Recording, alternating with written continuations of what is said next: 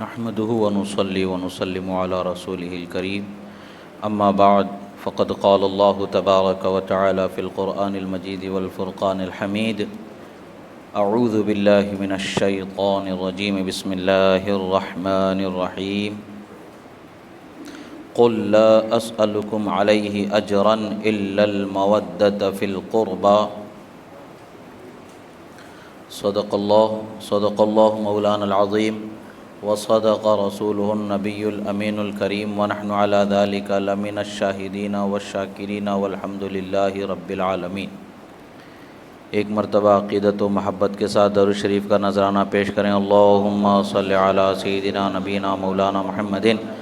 عدد ما فی علم اللہ صلاۃ دائمۃ بدوام ملک اللہ وعلی آلہ واصحابہ اجمعین۔ ایک مرتبہ اور نبی اور آل نبی پر درود شریف پڑھیں۔ اللہم صلی علی سیدنا نبینا مولانا محمد عدد ما فی علم اللہ صلاۃ دائمۃ بدوام ملک اللہ وعلی آلہ واصحابہ اجمعین۔ اللہ رب العزت کا بے پناہ شکر احسان کہ اللہ رب العزت نے ہمیں اس کے حبیب صلی اللہ تعالیٰ علیہ وسلم کی سچی محبت کرنے والے لوگوں میں پیدا فرمایا اور آپ کے ہر نسبت کا احترام کرنے والا بنا کر پیدا فرمایا، خواہ وہ نسبت صحابیت ہو، خواہ وہ نسبت قرابت ہو۔ اللہ کا فضل ہے کہ اللہ تعالیٰ نے ہمیں ان نسبتوں کا ادب اور احترام کرنے والا بنا کر پیدا فرمایا۔ بندوں کو سمجھنا چاہیے کہ جیسے کہاوت ہے، بزرگوں نے کہا با ادب با نصیب، بے ادب بے نصیب۔ جو ادب والے ہوتے ہیں اللہ تعالیٰ انہیں نصیب والا بنا دیتا ہے،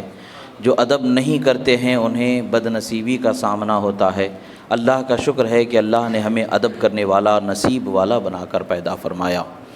یہ ہم چاہتے تو ہمیں مل جاتا، ایسا نہیں ہے۔ ہدایت اللہ کی طرف سے ملنے والی رحمت ہے، وہ اللہ کی طرف سے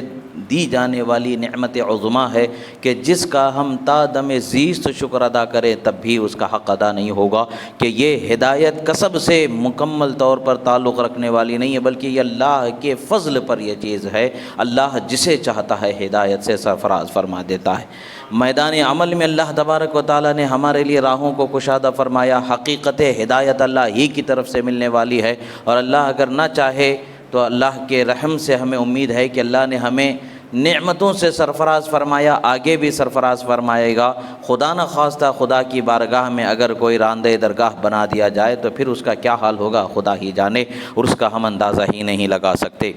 اللہ کے رسول صلی اللہ تعالیٰ علیہ وسلم کے دین متین کی خصوصیات میں سے ایسی خصوصیات ہیں کہ جس کا ہم بیان کرتے رہیں گے قیامت تک کہ اس کا حق ادا نہیں ہوگا۔ اب ہم ان مہینوں ہی کو دیکھ لیں۔ رمضان المبارک کا مہینہ برکت والا ہے، اور اسی طریقے سے ذوالحجہ کا مہینہ برکت والا ہے، محرم کا مہینہ۔ ہر مہینہ اللہ تبارک و تعالیٰ نے ایک انوکھی شان والا بنایا ہے، اور ہر مہینے میں کچھ نہ کچھ ایسا ہمیں سبق ضرور ملتا ہے کہ جس سے ہم آخرت کی فکر کرنے والے ہوتے ہیں، اللہ کی رحمت کے طلبگار بننے والے ہو جاتے ہیں، اور اللہ کی رحمت کے حقدار بننے والے ہوتے ہیں۔ جو بندہ ہدایت پانا چاہتا ہے، جو بندہ نصیحت پانا چاہتا ہے، اللہ تبارک و تعالیٰ اسے ہدایت اور کرم عطا فرما دیتا ہے، رحمت عطا فرما دیتا ہے، اور نعمت عطا فرما دیتا ہے۔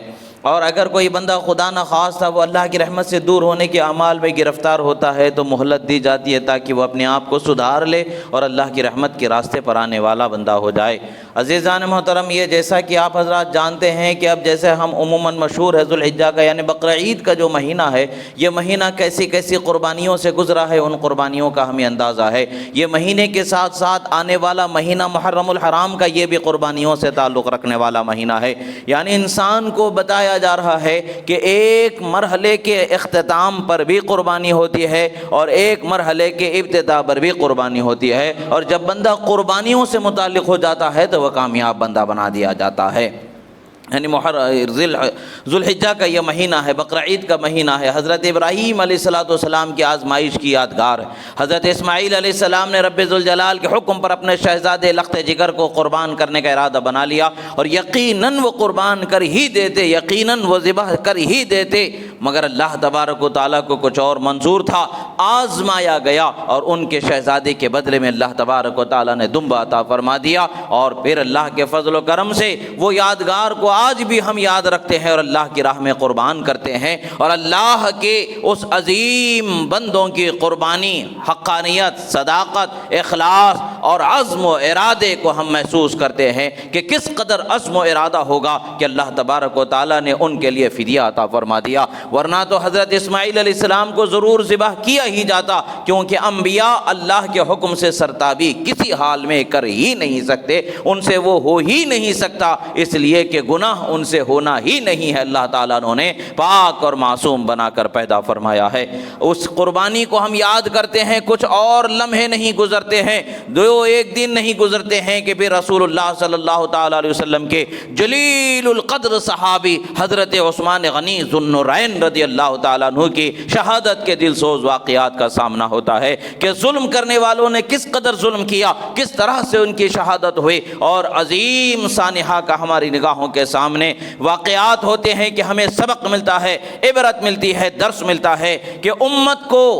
بہکنے سے، اختلاف سے اگر بچانے کے لیے اپنی جان بھی دینے کی ضرورت پڑ جائے تو جانوں کا نذرانہ پیش کر دینا چاہیے، بلکہ امت کو بکھرنے سے اور امت کو توڑنے سے بچانے کی کوشش کرنی چاہیے، اور دین محمدی کی حفاظت میں اپنی جان کو خوشی خوشی قربان کر دینا چاہیے۔ نہ اس وقت پر بھوک اور پیاس کا کوئی انہیں مسئلہ رہا، نہ انہیں کسی اور چیز نے ستایا، پریشان کیا، وہ تو اللہ تعالیٰ کی عبادت میں وقت گزارتے رہے اور اسی عبادت کے ساتھ، تلاوت قرآن کے ساتھ دنیا سے تشریف لے گئے، اور یہ ایسے شہید بنائے گئے کہ قیامت میں جن کی شہادت کی گواہی اللہ کا کلام دے گا۔ یعنی آپ شہید ہوئے تو اس وقت آپ تلاوت قرآن میں مصروف تھے، اور آپ کے جسد اطہر سے نکلنے والا خون مبارک اس پر پڑ گیا، اور یقیناً ہر وہ حصہ جہاں پر اللہ کی راہ میں شہید کیے گئے ہیں یا ان کے جسم سے خون بہا ہے، وہ حصہ قیامت میں ضرور اللہ کی بارگاہ میں گواہی دے گا کہ مالک یہ تیرا بندہ تیرے حق پر،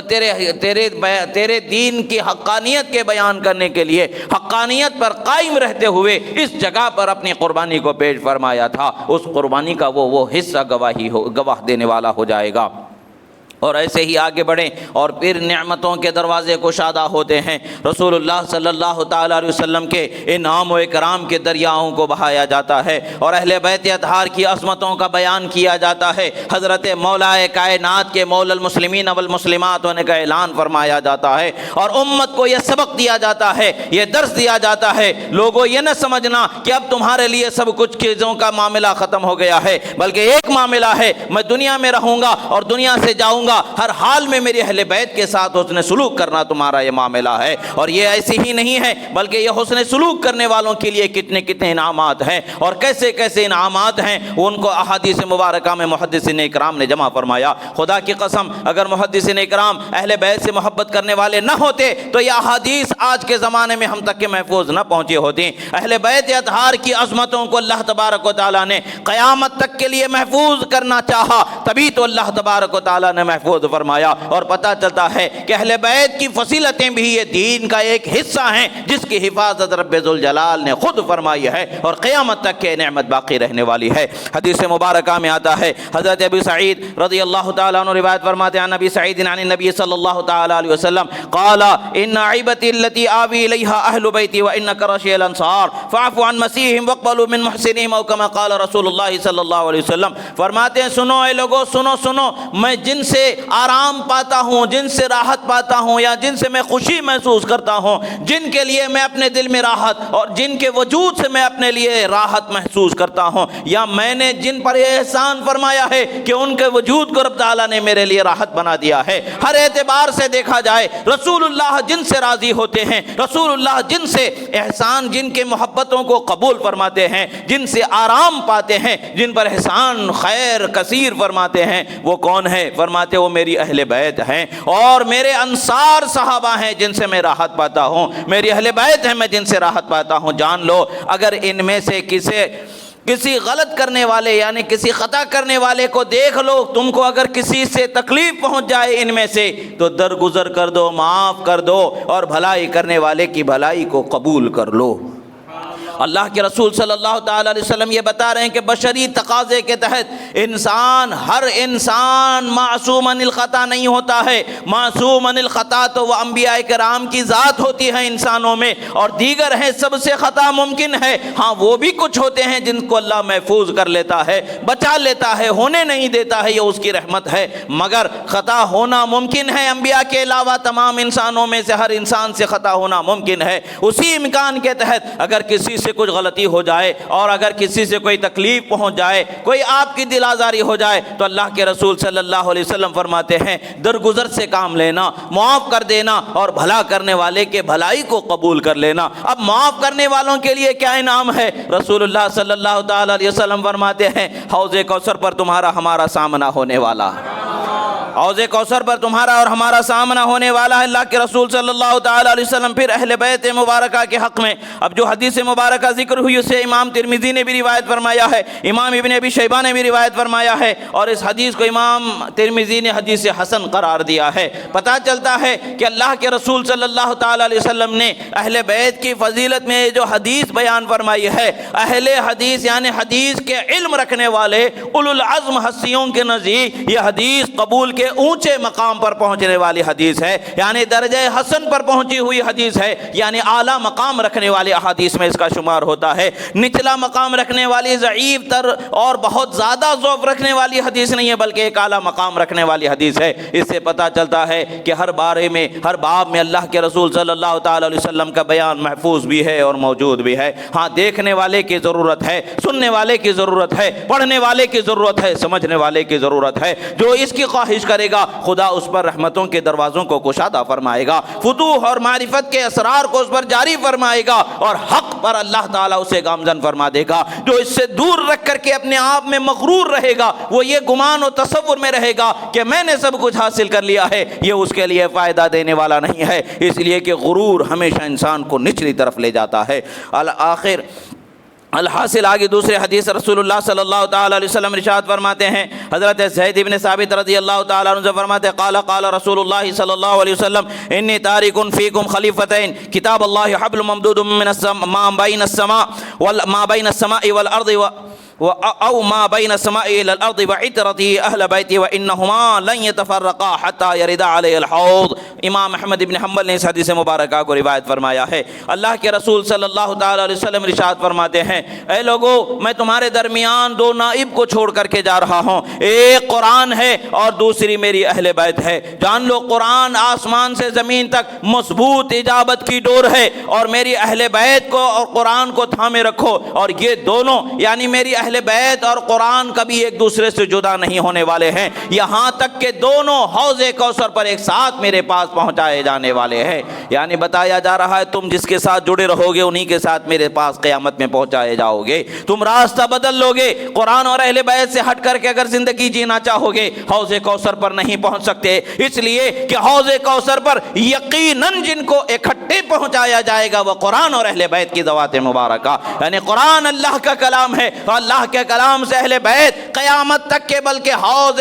کوثر پر پہنچنے کے وقت بھی قیامت کے دن بھی رسول اللہ صلی اللہ علیہ وسلم کے اہل بیت قرآن سے جڑی ہوئی ہوگی، نہ اس سے دور ہونے والے ہوں گے، نہ اس سے بچھڑنے والے ہوں گے، نہ انہوں کے قرآن اور اہل بیت کے درمیان کوئی دوسری راہ قائم ہو سکتی ہے. یہ دونوں ایک دوسرے سے تعلق رکھتے ہیں. اہل بیت قرآن سے جڑے ہوئے ہیں، اور قرآن کا علم اہل بیت اطہار رضوان اللہ علیہم اجمعین کے قلوب مبارکہ پر اللہ تبارک و تعالیٰ نے انشراح فرمایا ہے. امت اس سے فیض پاتی ہے، بلکہ امت میں ایک عظیم طبقے کے عظیم جلیل القدر ہستی حضرت امام اعظم ابو حنیفہ امام المجتہدین ارشاد فرماتے ہیں لولا السنتان لہلک النعمان، اگر 2 سال حضرت جعفر صادق کی خدمت میں نہ گزارا ہوتا تو میں تو ہلاک و برباد ہو جاتا. پتہ کیا چلتا ہے اہل بیت اطہار کے دامن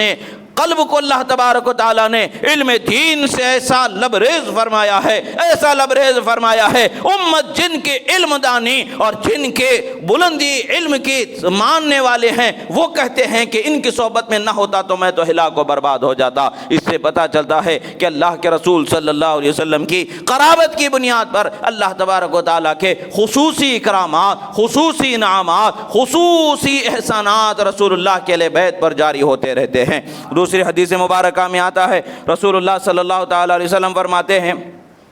حضرت عبد الرحمن ابن عوف رضی اللہ تعالیٰ عنہ سے حدیث مبارکہ ہے، فرماتے رسول اللہ صلی اللہ تعالیٰ علیہ وسلم نے جب مکہ مکرمہ کو فتح فرما لیا، اس کے بعد آپ طائف کی طرف تشریف لے گئے، فحاصرهم ثمانیۃ او سبعۃ ثم اوغل غدوۃ او روحۃ ثم نزل ثم حجر ثم قال ایھا الناس انی لکم فرض وانی اوصیکم بعترتی خیرا وان موعدکم الحوض۔ فرماتے ہیں امام حاکم نے اس حدیث کو حدیث صحیح قرار دیا ہے۔ آپ فرماتے ہیں کہ رسول اللہ صلی اللہ تعالیٰ علیہ وسلم سے روایت حضرت عبد الرحمن ابن عوف رضی اللہ تعالیٰ عنہ فرماتے ہیں کہ رسول اللہ صلی اللہ علیہ وسلم فتح مکہ کے بعد طائف کی طرف رخ فرماتے ہیں، 7 دن یا 8 دن، دوسری روایت میں 70 یا 80 دن کا بھی روایت میں آیا ہے، یعنی ایک لمبی مدت تک کے محاصرہ فرماتے ہیں، اس کے بعد اس کو فتح کر لیتے ہیں اور اس میں داخل ہوتے ہیں، پھر آپ وہاں سے تشریف لے جانے کا ارادہ فرماتے ہیں صبح کے وقت پر یا شام کے وقت پر، اور لوگوں کو واعظ فرماتے ہیں، ارشاد فرماتے ہیں لوگوں سنو سنو۔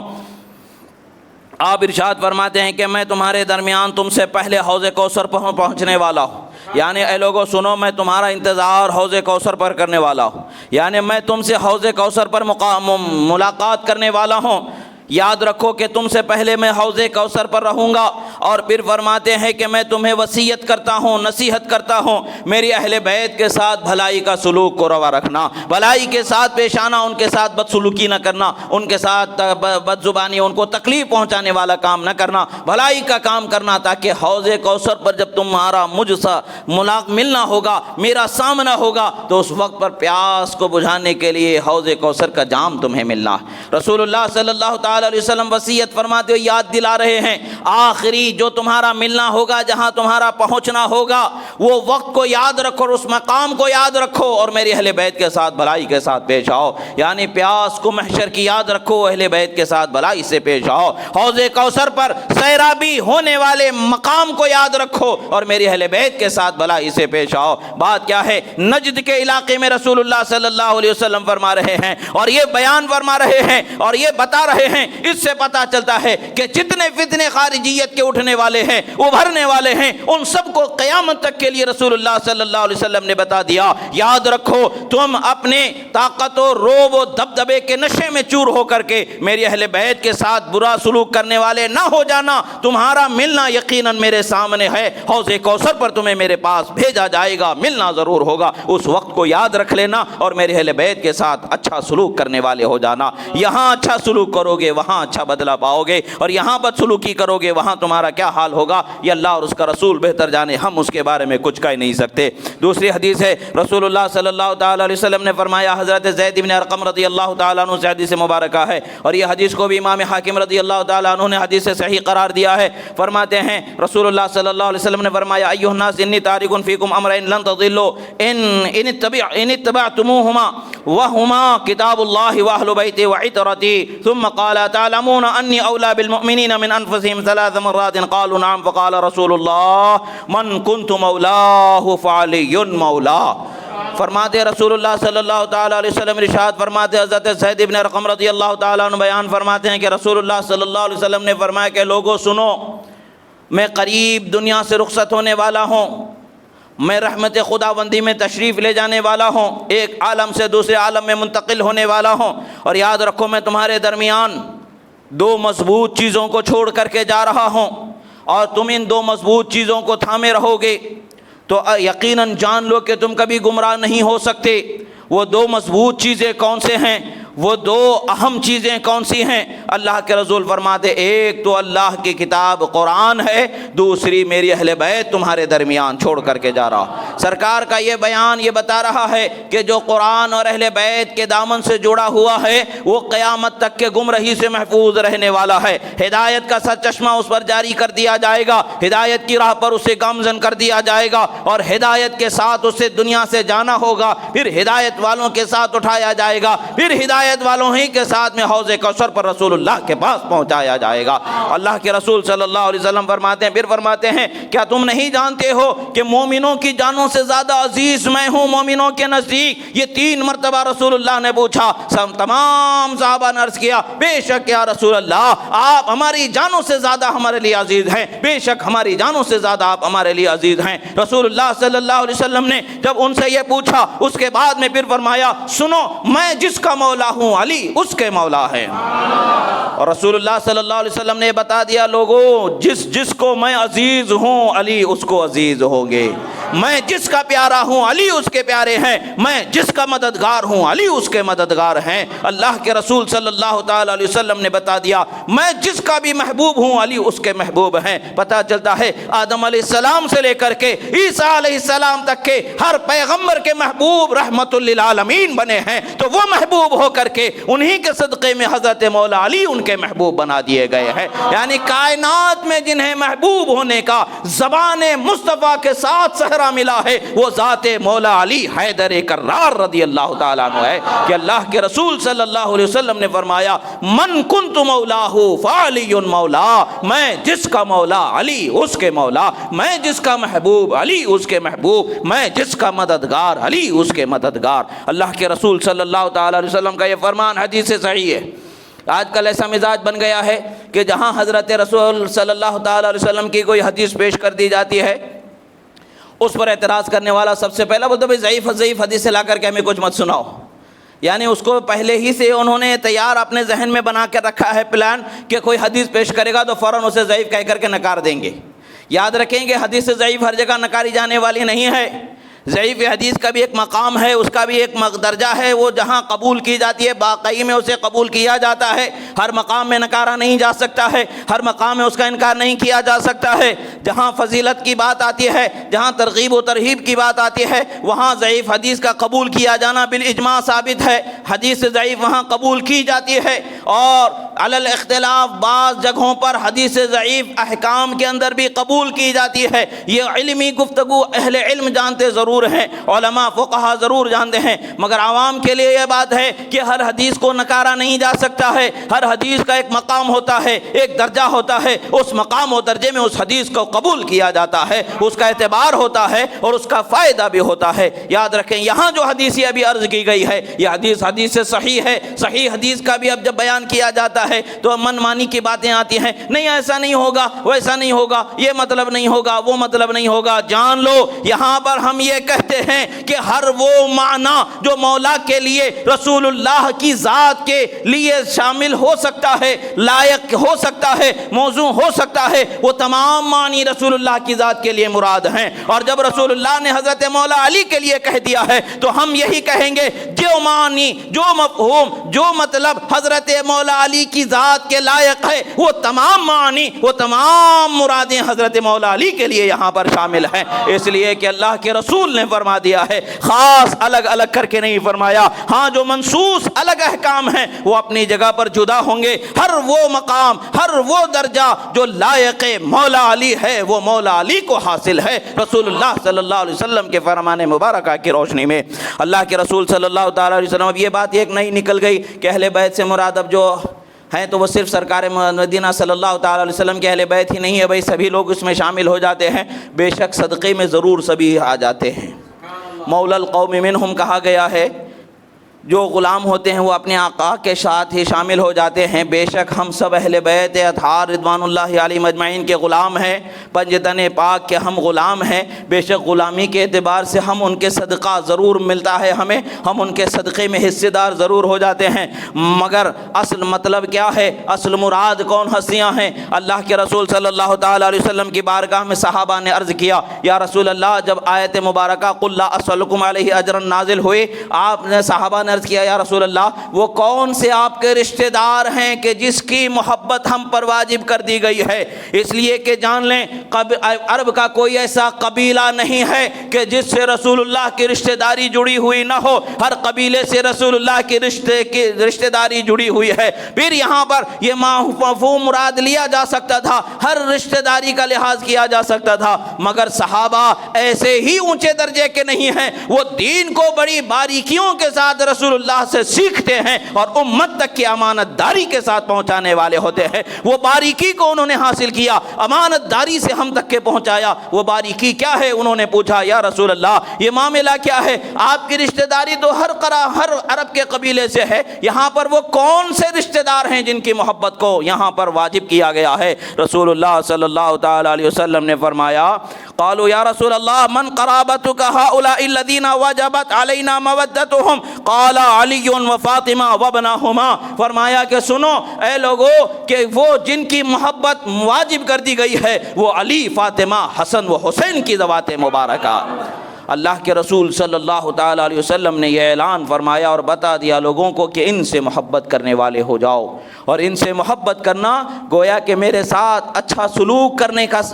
معاملہ ہے۔ تم میرے ساتھ اچھا سلوک کرنے والے ہو جاؤ گے، خدا کی رحمت کے حقدار ہو جاؤ گے۔ براہ راست رسول اللہ کے ساتھ اچھا سلوک کرنا یہ صحابہ ہی کو میسر ہے، ان کے بعد کسی کو میسر نہیں۔ براہ راست اگر ہم میں سے کوئی نہیں کر سکتا ہے، مگر جان لیں بالواسطہ ضرور کر سکتا ہے، یعنی رسول اللہ کے ساتھ اچھا سلوک اگر ہمارا ہے، یعنی ان کے اہل بیت کے ساتھ اچھا سلوک ہے، تو گویا کہ وہ رسول اللہ کے ساتھ ہمارا اچھا سلوک ہے، اور اللہ کے رحمت کا ہم حصہ پانے والے لوگوں میں ہمارا شمار ہو جائے گا۔ ایسے ہی رسول اللہ صلی اللہ تعالیٰ علیہ وسلم نے ارشاد فرمایا، حضرت زید بن ارقم رضی اللہ تعالیٰ عنہ روایت فرماتے ہیں کہ رسول اللہ صلی اللہ تعالیٰ علیہ وسلم نے بیان فرمایا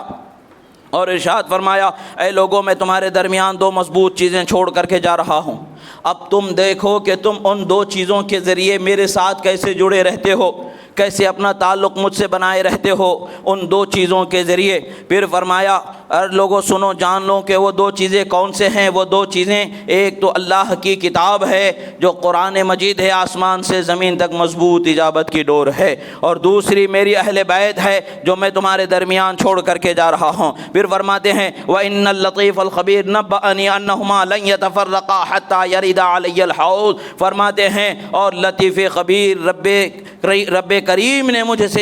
اس بات کا بیان دیا، مجھے یہ بات بتائی کہ جان لو کہ قرآن اور میری اہل بیت کبھی ایک دوسرے سے جدا نہیں ہونے والے۔ یہ بات اللہ رب ذوالجلال نے رسول اللہ پر نازل فرمائی، ان کو بتایا۔ پتہ کیا چلتا ہے، اللہ کو بھی رسول اللہ کی اہل بیت رسول اللہ کی چونکہ ان سے محبت ہے، اس بنیاد پر عزیز ہے، اللہ تعالیٰ نے بھی اس کے مقام و مرتبے کو بلند و بالا فرمایا۔ یعنی ہر حصہ جو ہمیں رحمت کا میسر ہے دنیا میں، وہ رسول اللہ کی ذات مبارکہ ہی کا حصہ ہے، خواہ وہ صحابیت کا حصہ ہو، خواہ وہ اہل بیت انبی قرابت داری کا حصہ ہو، خواہ وہ اور کوئی حصہ ہو، ہر حصہ رحمت کا، ہر حصہ برکت کا، ہر حصہ رحمت کا ذات مصطفیٰ صلی اللہ تعالیٰ علیہ وسلم ہی سے جڑا ہوا ہے۔ وہ ہیں تو سب کچھ ہے، وہ نہ ہو تو کچھ نہ ہو، یہ اللہ تبارک و تعالیٰ کا فیصلہ ہے، انہی کے ذریعے ہمیں یہ مل رہا ہے۔ اللہ کے رسول صلی اللہ تعالیٰ علیہ وسلم نے ارشاد فرمایا، اور آگے رسول اللہ صلی اللہ تعالیٰ علیہ وسلم ارشاد فرماتے ہیں کہ جو لوگ میرے اہل بیت کے ساتھ محبت کرنے والے ہیں، ان کے ساتھ کیا حسن سلوک اللہ اور اس کے رسول کی طرف سے ہوتا ہے، کیسی نعمتیں اور انعامات ملتے ہیں۔ ایک جگہ پر حضرت ابن عباس رضی اللہ تعالیٰ عنہ سے حدیث مبارکہ ہے، سرکار لوگوں کو ترغیب دلا رہے، بتا رہے ہیں کہ اہل بیت کے ساتھ سلوک کیسا ہونا چاہیے۔ فرماتے ہیں کہ احب اللہ لما یغدوکم من نعمت واحبونی لحب اللہ واحب اہل بیتی لحبی، فرماتے ہیں اللہ کی دی ہوئی نعمتوں کے بدلے، یعنی شکر کے طور پر اللہ نے تمہیں جو نعمتیں دی ہے، اس کا حق یہ ہے کہ تم اللہ سے محبت کرنے والے ہو جاؤ، اور جان لو کہ اللہ کی رضا کے لیے مجھ سے محبت کرنے والے ہو جاؤ، اور میری خاطر میری رضا کے لیے میرے اہل بیت سے محبت کرنے والے ہو جاؤ۔ اللہ کے رسول صلی اللہ تعالیٰ علیہ وسلم کا یہ بیان، یہ فرمان، اب جن لوگوں نے اہل بیت اطہار کے وجود سے تھوڑا بہت بھی اپنے ذہن میں یا اپنے چہروں پر کچھ بھی کمی لائی، اس کمی کو رسول اللہ صلی اللہ علیہ وسلم نے کیسے صاف فرمایا۔ جن کے ذہن و فکر میں کچھ گرد و غبار آئی ان کے متعلق سے، تو اس گرد و غبار کو کیسے سے رسول اللہ صلی اللہ تعالیٰ علیہ وسلم نے صاف فرمایا، اور اپنی کلمات مبارکہ سے کیسے لوگوں کو ان کے مقام و مرتبے کا احساس دلایا۔ حدیث مبارکہ ہے، حضرت عباس ابن عبد المطلب رضی اللہ تعالیٰ عنہما بیان فرماتے ہیں، كنا نلقى النفر من قريش وهم يتحدثون فيقطعون حديثهم فذكرنا ذلك لرسول الله صلى الله عليه وسلم فقال ما بال اقوام يتحدثون فإذا رأوا الرجل من أهل بيتي فقطعوا حديثهم والله لا يدخل قلب رجل الایمان حتی یحبهم للہ ولقرابتهم منی۔ امام طبرانی نے اس حدیث مبارکہ کو روایت فرمایا، امام ابن ماجہ نے اس حدیث مبارکہ کو روایت فرمایا، اور امام حاکم نے بھی اس حدیث مبارکہ کو روایت فرمایا ہے۔ حضرت عبداللہ ابن عباس رضی اللہ تعالیٰ عنہ رسول اللہ صلی اللہ علیہ وسلم کی خدمت میں حاضر ہوتے ہیں، عرض کرتے ہیں یا رسول اللہ، ہم قریش کے لوگوں کو دیکھتے ہیں، وہ آپس میں بات کر رہے ہوتے ہیں، بڑی خندہ پیشانی کے ساتھ ہنستے مسکراتے بات کر رہے ہوتے ہیں، مگر جب ہم وہاں سے گزرتے ہیں، ہم پہنچتے ہیں تو اپنی باتوں کو روک دیتے ہیں اور اپنے چہروں کے اندر خشکی لے آتے ہیں. یعنی وہ بشاشت جو ایک دوسرے کو کسی چاہنے والے کو دیکھنے سے، کسی محبوب شخصیت کو دیکھنے سے چہرے پر جو بشاشت آ جاتی ہے، وہ بشاشت ان کی زائل ہو جاتی تھی، بلکہ ان کے چہروں پر خشکی اور اجنبیت آ جاتی تھی. یعنی زبان سے کچھ نہیں کہہ رہے ہیں، زبان سے ان کی شان میں کچھ نہیں کہہ رہے ہیں، نہ اپنے کردار سے ان کو کوئی تکلیف، یعنی زبان اور ہاتھ سے کوئی تکلیف نہیں پہنچائی جا رہی ہے، مگر صرف اور صرف چہرے کا رنگ بدل رہا ہے، چہرے کی حالت بدل رہی ہے. دل کی حالت بدلنا تو بہت دور کی بات ہے، اخلاق و کردار کے ساتھ اپنے ہاتھ سے اور اپنے دوسرے عمل کے ذریعے ان کے ساتھ بدسلوکی ہونا تو اور دور کی بات ہے. چہرے کی حالت بدلنا بھی رسول اللہ کو ناگوار ہے. جب رسول اللہ کی بارگاہ میں انہوں نے شکایت کی، رسول اللہ صلی اللہ تعالی علیہ وسلم کھڑے ہو گئے اور خطبہ ارشاد فرمایا ما بال اقوام يتحدثون فاذا راوا الرجل من اهل بيتي قطعوا حديثهم. لوگوں کو یہ کیا ہو گیا ہے، میرے قرابت داروں میں سے کسی شخص کو وہ دیکھتے ہیں، اپنی باتوں کو روک لیتے ہیں اور اپنے چہروں کے اندر خشکی لا لیتے ہیں. جان لو، یاد رکھو، تم میں سے کوئی شخص اس وقت تک مومن نہیں ہوگا جب تک کہ میری اہل بیت کی محبت میری خاطر ان کے دل میں پیوستہ نہ ہو جائے. رسول اللہ صلی اللہ تعالیٰ علیہ وسلم کا یہ بیان ہمیں بتاتا ہے کہ رسول اللہ صلی اللہ تعالیٰ علیہ وسلم نے لوگوں کو، امت کو درس عطا فرمایا ہے، ہر طریقے سے ان کی پاکیزگی ستھرائی کا لحاظ فرمایا، پاکیزہ کیا، ستھرا کیا. یہی وجہ ہے کہ صحابہ کرام رضوان اللہ علیہم اجمعین کا یہ معمول تھا، جب کسی منافق کو پہچان نہ ہوتا، جب کسی بے ایمان کو پہچان نہ ہوتا تو وہ ذکر علی کیا کرتے. اگر کسی کے چہرے کھل جاتے، مومن ہونے کا اعلان ہو جاتا، کسی کا چہرہ بگڑ جاتا تو منافق ہونے کا پتہ چل جایا کرتا تھا. یعنی ایمان کی پہچان ذات علی کو بنا دیا گیا، اہل ایمان کی پہچان محبت علی کو بنا دیا گیا. یہ وہی اعلان ہے جو من کنت مولاہ فعلی مولا فرمایا گیا، میں جس کا مولا علی اس کے مولا فرمایا. رسول اللہ صلی اللہ تعالی علیہ وسلم سے دوسرے حدیث مبارکہ ہے، حضرت عباس ابن عبد المطلب ہی ہیں، وہ روایت فرماتے ہیں قلت یا رسول اللہ ان قریشا اذا لقی بعضهم بعضا لقوهم ببشر حسن. فرماتے ہیں یا رسول اللہ، قریش کے کچھ لوگ ہیں جو آپس میں ایک دوسرے سے ملاقات کرتے ہیں، بڑے ہسمکھ مزاج سے ملاقات کرتے ہیں، بڑی خندہ پیشانی کے ساتھ ملاقات ہوتی ہے، مگر وہ جب ہم سے ملاقات کرتے ہیں تو ان کے چہرے ایسے ہوتے ہیں گویا کہ پہچان ہی نہیں رکھتے. یعنی چہروں کی حالت، چہروں کا رنگ بگڑ جاتا ہے. سرکار صلی اللہ تعالیٰ علیہ وسلم کی شان دیکھیں. رسول اللہ صلی اللہ تعالیٰ علیہ وسلم فرماتے ہیں کہ حدیث میں حضرت ابن عباس فرماتے ہیں قال فغضب النبی صلی اللہ علیہ وسلم غضبا شدیدا وقال والذی نفسی بیدہ لا يدخل قلب رجل الایمان حتی یحبکم للہ ولرسولہ صلی اللہ علیہ وسلم ولقرابتی. سرکار نے فرمایا، سرکار کا چہرہ بدل گیا، غضبناک ہو گیا، سرکار کی حالت بھی غضب کی حالت میں تبدیل ہو گئی. اور دوسری حدیث میں ایک ہے کہ انصار صحابہ کہتے ہیں کہ ہم رسول اللہ کے چہرے کے رنگ سے آپ کے ناراضگی کو پہچان لیا کرتے تھے. ہم رسول اللہ کے چہرے کے رنگ سے، یعنی آپ کا چہرہ جب آپ حالت غضب میں ہوتے تو چہرہ سرخ اور لال ہو جاتا تو ہم پہچان لیتے کہ سرکار کو کوئی بات ناگوار گزری ہے. اور کبھی سرکار کے چلتے وقت پر آپ کی چادر اگر گر رہی ہے زمین پر، اسے گھسیٹتے ہوئے آگے بڑھ رہے ہیں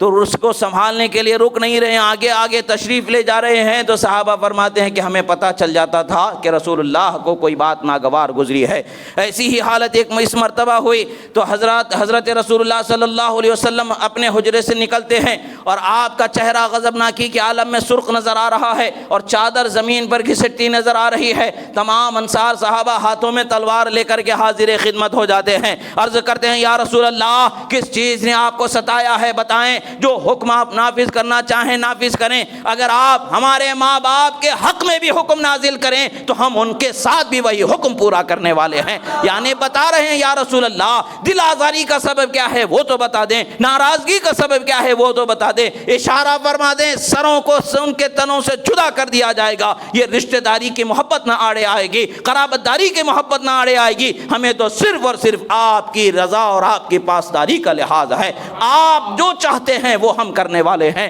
آپ چاہو تو ہم اپنے ماں باپ پر بھی آپ کے حکم کو جاری فرمانے والے ہیں. رسول اللہ صلی اللہ علیہ وسلم نے فرمایا سنو لوگوں کو کیا ہو گیا ہے، اور کیا نہیں جانتے کہ وہ حوض کوثر پر میرے پاس پہنچنے والے ہیں؟ جان لو کہ میری اہل بیت سے تم میرے لیے محبت جب تک نہیں کرو گے اس وقت تک کہ تمہارے دلوں میں ایمان داخل ہی نہیں ہوگا۔ رسول اللہ صلی اللہ تعالیٰ علیہ وسلم کا یہ فرمان ہمیں بتاتا ہے کہ اہل بیت اکرام، اہل بیت اطہار رضوان اللہ علیہم اجمعین کے ساتھ محبت کے اور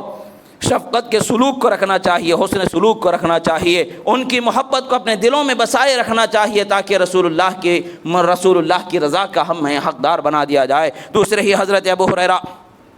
رضی اللہ تعالیٰ عنہ سے ایک روایت ہے کہ آپ فرماتے ہیں قال رسول اللہ صلی اللہ علیہ وسلم خیرکم لأہلی من بعدی، رواہ الحاکم و ابو یعلا۔ فرماتے ہیں کہ سنو، حضرت ابو ہریرہ راوی ہیں۔ حضرت ابو ہریرہ کیسی ہستی ہیں؟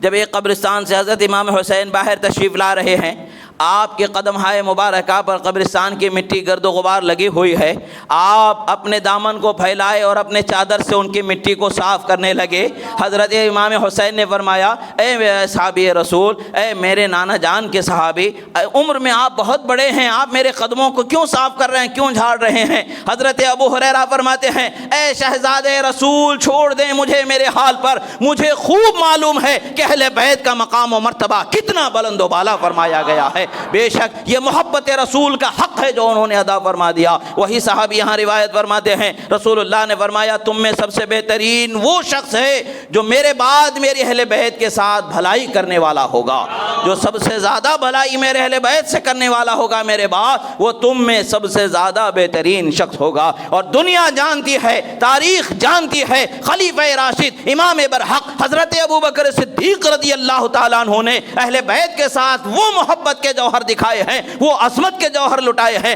کہ تاریخ میں آج ان سے بڑا کوئی مقام کسی کو نہیں میسر آتا ہے۔ شریعت میں ان کو انبیاء کے بعد جو مرتبہ عطا ہوا ہے وہ مقام دوسروں کو نظر نہیں آتا۔ آپ ارشاد فرماتے ہیں ارقبوا محمدا فی اہل بیتہ، اگر تم محمد عربی کا قرب چاہتے ہو ان کے اہل بیت سے محبت کرنے والے ہو جاؤ۔ ایسے ہی ایک مرتبہ باہر نکلتے ہیں، دیکھتے ہیں کہ بچوں کے ساتھ امام حسن کھیل رہے ہیں، آپ انہیں اپنے کاندھے پر اٹھا لیتے ہیں جیسا کہ رسول اللہ انہیں کاندھے پر اٹھایا کرتے تھے۔ آپ فرماتے ہیں بی ابی شبیہ بالنبی، میرے ماں باپ اس شہزادے پر قربان، یہ تو ہو بہو رسول اللہ کی شباہت پایا ہے۔ یہ حضرات صحابہ کرام کے اخلاق و کردار ہیں جو انہوں نے اہل بیت اطہار رضوان اللہ علیہم اجمعین کے ساتھ نبھایا ہے۔ یہی وجہ ہے کہ ان کے مقام و مرتبے کو رب تعالیٰ نے بلند و بالا فرمایا۔ اور دوسری جگہ پر رسول اللہ صلی اللہ تعالیٰ علیہ وسلم فرماتے ہیں عن عبد الرحمن بن ابی لیلى عن ابی قال قال رسول اللہ صلی اللہ علیہ وسلم لا يؤمن عبد حتى اكون احب الیہ من نفسه واهلی احب الیہ من اہلہ وعطرتی احب الیہ من عطرتی وذاتی احب الیہ من ذاته، رواہ الطبرانی والبیہقی۔ فرماتے ہیں کہ سنو، کوئی شخص اس وقت تک مومن نہیں بن سکتا جب تک کہ اس کی جان سے زیادہ میری جان اس کے نزدیک محبوب نہ ہو جائے، یعنی میں اس کی جان سے زیادہ محبوب نہ ہوں گا تب تک کہ وہ مومن نہیں ہوگا۔ اور ایسے ہی میری اہل بیت سے زیادہ اپنی اہل بیت سے زیادہ وہ میری اہل بیت کو محبت کرنے والا جب تک نہیں ہوگا وہ اس وقت تک مومن نہیں ہوگا۔ رسول اللہ صلی اللہ علیہ وسلم یہ بتا رہے ہیں گویا کہ میرے اور میرے اہل بیت کی محبت جس کے دل میں ہوگی اس کی اور اس کی جان اور اس کے گھر والوں سے زیادہ وہی سچا مومن و مسلمان ہوگا۔ یہ پتہ ہمیں چل رہا ہے رسول اللہ صلی اللہ علیہ وسلم کا بیان۔ پتہ کیا چلتا ہے اس سے کہ ہمیں رسول اللہ کے اہل بیت سے محبت اپنی جان مال سے، اپنی آل اولاد سے زیادہ رکھنی چاہیے، کیونکہ رسول اللہ کو یہ پسند ہے، رسول اللہ نے اس کی ترغیب دی ہے اور ہمارے لیے نجات کا ذریعہ اور سامان بنایا ہے۔ رسول اللہ صلی اللہ تعالیٰ علیہ وسلم نے فرمایا ہے کہ جو لوگ میری اہل بیت کے ساتھ بھلائی کرتے ہیں میں ان کے ساتھ بھلائی کرنے والا ہوں۔ رسول اللہ صلی اللہ تعالیٰ علیہ وسلم کا یہ فرمان ہے۔ رسول اللہ صلی اللہ علیہ وسلم نے فرمایا کہ جو میری اہل بیت کے ساتھ کوئی حالت کوئی پریشانی ان کی دور کر دیتا ہے، ان کی ضرورت کے وقت پر انہیں کام آ جاتا ہے تو میں اس سے راضی ہو جاتا ہوں، مفہوم حدیث ہے۔ ایک جگہ بھی رسول اللہ صلی اللہ علیہ وسلم فرماتے ہیں کہ رسول اللہ صلی اللہ علیہ وسلم نے فرمایا کہ 5 چیزیں ایسی ہیں کہ اگر کسی کو نصیب ہو جائیں تو وہ آخرت کی یاد کو نہیں بھلانے والا ہوتا ہے، یعنی آخرت کی تیاری میں لگ جانے والا ہے۔ دنیا اس پر اثر انداز نہیں ہوتی ہے، وہ آخرت کی تیاری میں لگ جاتا ہے، آخرت کی فکر کرنے والا ہوتا ہے اور آخرت کی کامیابی کی فکر کرنے والا ہوتا ہے۔ وہ کون ہے؟ وہ کون سی 5 چیزیں ہیں جس نیکی سے مل جانے پر بندہ یہ نیکی حاصل کر سکتا ہے۔ ان 5 چیزوں میں سے پہلی چیز رسول اللہ صلی اللہ علیہ وسلم فرماتے ہیں نیک بیوی کا مل جانا، وہ بندہ اب دنیا کی خواہش نہیں بلکہ آخرت کی فکر کرنے والا ہو جاتا ہے۔ نیک اولاد کا مل جانا، اب بندہ نیک بیوی اور نیک اولاد کے ساتھ میں دنیا کی نہیں بلکہ آخرت کی فکر کرنے والا ہو جاتا ہے۔ اسی طریقے سے لوگوں کے ساتھ اچھا سلوک کرنے کی توفیق مل جانا، اپنے دوستوں کے ساتھ، اپنے ملنے جلنے والوں کے ساتھ بھلائی کے ساتھ، اچھے سلوک کے ساتھ ان کے ساتھ رہنا بیٹھنا اٹھنا نصیب ہو جانا، اس بندے کو جب یہ نصیب ہو جاتا ہے تو وہ آخرت کی فکر کرنے والا ہوتا ہے۔ اور 5ویں وہ چیز ہے جو رسول اللہ صلی اللہ تعالی علیہ وسلم نے فرمایا جس بندے کے دل میں آل محمد کی محبت کو ڈال دیا جاتا ہے وہ آخرت کی فکر کرنے والا ہو جاتا ہے۔ رسول اللہ صلی اللہ تعالی علیہ وسلم نے یہ نعمت فرمایا اور بتایا کہ جان لو کہ جو ان کے ساتھ بھلائی کرنے والا ہے اس کے ساتھ اللہ تعالیٰ کی رحمت کا سہارا ہو جاتا ہے۔ رسول اللہ نے فرمایا، حضرت علی رضی اللہ تعالیٰ عنہ فرماتے ہیں کہ 4 وہ لوگ ہیں، سرکار نے فرمایا کہ 4 وہ لوگ ہیں کہ جن کی میں قیامت کے دن شفاعت کروں گا۔ فرمایا اربعۃ انا لہم شفیع یوم القیامہ، 4 وہ لوگ ہیں جن کی میں قیامت کے دن شفاعت کروں گا۔ المکرم ذریتی، فرماتے ہیں جو میری اہل بیت کے ساتھ احسان کرنے والا ہے، بھلائی کرنے والا ہے، اچھائی کرنے والا ہے، میں قیامت میں اس کی شفاعت کرنے والا ہوں۔ پھر فرماتے والقاضی لہم حوائجہم، ان کی ضرورتوں کو پورا کرنے والا ہے، میں اس کی قیامت میں شفاعت کرنے والا ہوں۔ والساعی لہم فی امورہم عندما اضطروا الیہ، فرماتے ہیں جب وہ پریشان حالی میں اپنی مشکلوں میں اپنے حل کو تلاش کر رہے ہوں گے ان کے لیے بہترین حل اور ان کی پریشانیوں کے دور ہونے کے اسباب میں ان کی مدد کرنے والے کی میں شفاعت کرنے والا ہوں۔ اور پھر فرماتے ہیں والمحب لہم بقلبہ ولسانہ، جو دل سے زبان سے ان کی محبت کرنے والا ہے میں اس کی قیامت میں شفاعت کرنے والا ہوں۔ یہ رسول اللہ صلی اللہ تعالی علیہ وسلم کی شفاعت کا احسان ہے جو اللہ کے رسول صلی اللہ تعالی علیہ وسلم نے انعام کے طور پر ان بندوں کو عطا فرما دیا جو اہل بیت ان کے خاندان والے ان کی اولاد کے ساتھ بھلائی کرنے والے ہیں اور ان کے اصحاب کے ساتھ بھلائی کرنے والے ہیں۔ اللہ کے رسول نے انہیں انعامات سے مالا مال فرمایا ہے۔ عزیزو، ابھی ہمارے درمیان دنیا میں عجب عجب فتنے ابھر رہے ہیں، عجب عجب خیالات آ رہے ہیں۔ ہمیں ہر فتنے کا سامنا رسول اللہ کی محبت میں ڈوب کر کے کرنا ہوگا، رسول اللہ کی ہر نسبت کی محبت میں ڈوب کر کے کرنا ہوگا، تبھی ان فتنوں کا ہم پر کوئی اثر نہیں ہوگا۔ اور اگر ہم نے محبت رسول، محبت آل رسول، محبت اصحاب رسول صلی اللہ علیہ وآلہ وصحبہ وسلم سے اگر ہم نے اپنے آپ کو مالا مال نہیں رکھا تو جان لیں کہ شیطان کا کھلونا بن جائیں گے۔ دنیا و آخرت میں ہمارا برا حال ہوگا، دنیا و آخرت کی ناکامی برے حال سے اگر ہمیں بچنا ہے، اللہ کے رسول صلی اللہ تعالی علیہ وسلم کی محبت، آپ کے آل و اصحاب سے محبت کرتے ہوئے دنیا سے ہمیں جانے کی کوشش کرنی ہے، مقدور بر احکام شرعیہ کی پاسداری کرتے ہوئے اور مزید اس میں مضبوطی لاتے ہوئے نماز، روزہ، حج، زکوٰۃ، تلاوت قرآن کی، صدقہ خیرات کی پابندی کرتے ہوئے دنیا کے جانے کی تیاری کرنی چاہیے۔ اللہ رب العزت سے دعا ہے جو کہا گیا، کہنے میں سننے میں جو غلطی ہوئی اللہ تعالیٰ اسے معاف فرمائے، پڑھنے میں سنانے میں سمجھانے میں بتانے میں جو تعبیر میں غلطی ہوئی اللہ تعالیٰ اسے معاف فرمائے،